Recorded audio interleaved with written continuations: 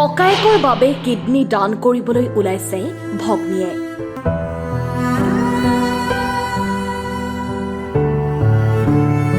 দুয়োটা কিডনী বিকল ককায়েকৰ। ককাইটি আব্দুল হাকিমৰ দুয়োটা কিডনী বিকল।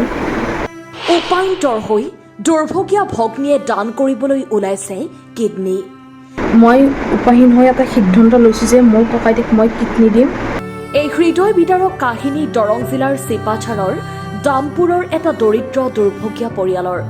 পিতৃহীন দৰিদ্ৰ পৰিয়ালটোৰ একমাত্ৰ উপাৰ্জনকাৰী 29 বছৰীয়া দিন হাজিৰা কৰা আব্দুল হেকিমৰ দুয়োটা কিডনী বিকল। পৰিয়ালটোৰ একমাত্ৰ উপাৰ্জনকাৰী আব্দুল হেকিম অসুস্থ হৈ পৰাত পৰিয়ালটো মহা বিপদত পৰিছে। দুয়োটা কিডনী বিকল হৈ পৰাত দিশহাৰা হৈ পৰিছে পৰিয়ালটো।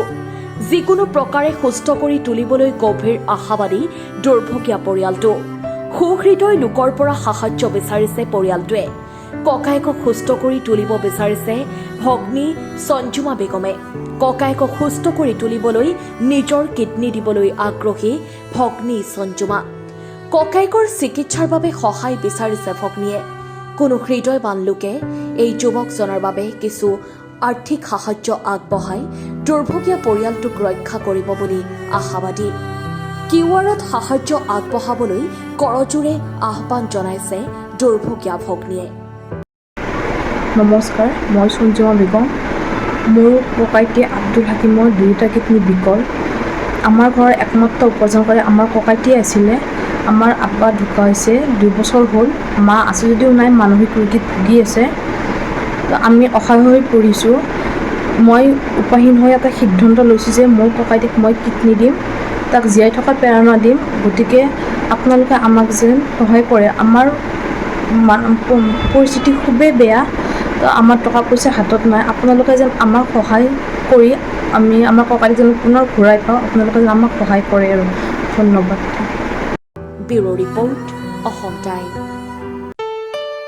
ঘৰত আনন্দ আৰু সম্পৰ্কৰ চমক বজাই ৰাখিবলৈ জৰুৰী হৈছে সকলো আনন্দময় মুহূৰ্তত মৰমৰ উপহাৰ দিয়াটো।